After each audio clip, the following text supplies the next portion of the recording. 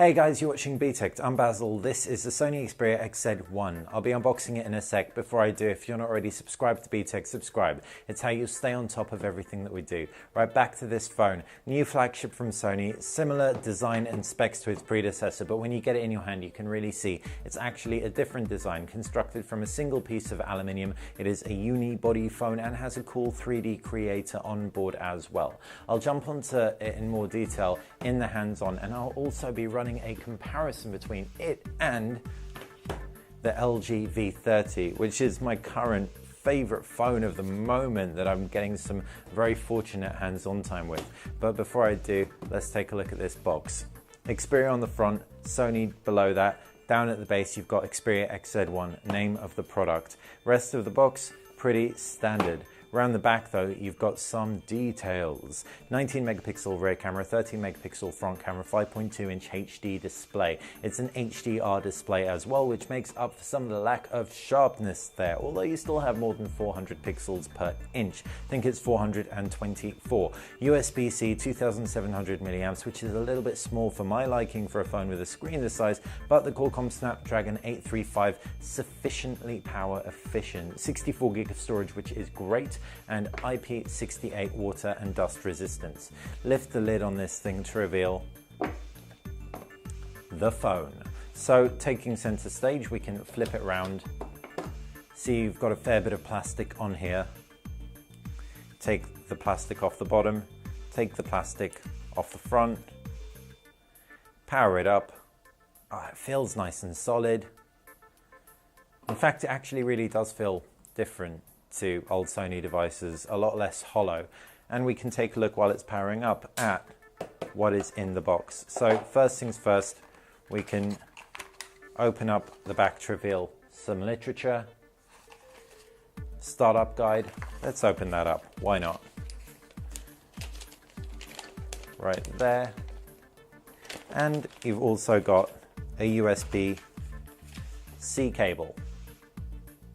Putting that to one side, the box has room for some headphones, but we don't have any headphones, and there's a European power connector. Not sure if this is a fast charger.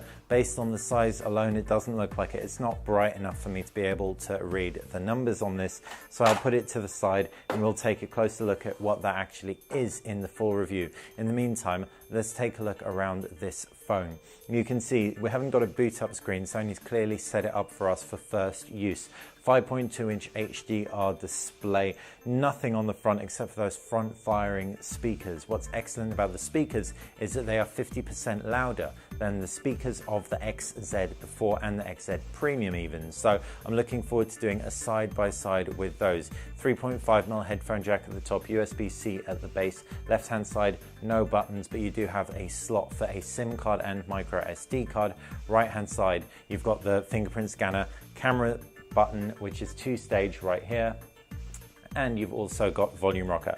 A lot of you guys have asked if, let me pull out the SIM card tray, it is a single or dual SIM. Looks like it's single. When I pull out the SIM tray, it's going to reset. Yeah, a single SIM, and it is one single SIM, one SD card, and it hasn't actually reset the whole phone, which is a very, very handy thing, which old Sony phones always used to do. Right. Like I'm saying, the more I'm holding it, the more I'm liking it, because the in-hand feel is very, very solid. You have one antenna line down the middle, 19 megapixel rear camera.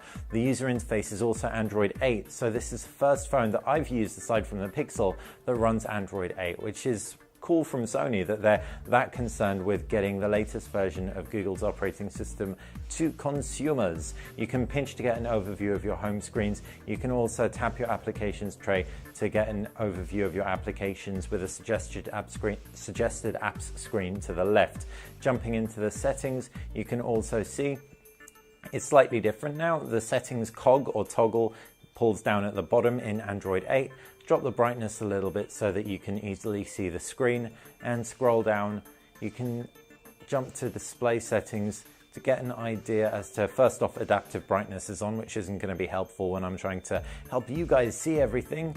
Color gamut and contrast, white balance, video image enhancement. So there are some elements to take advantage of the HDR display, and that's pretty much The crux of it, like I said, 2,700 milliamp battery is probably the main thing that's concerning me about this phone.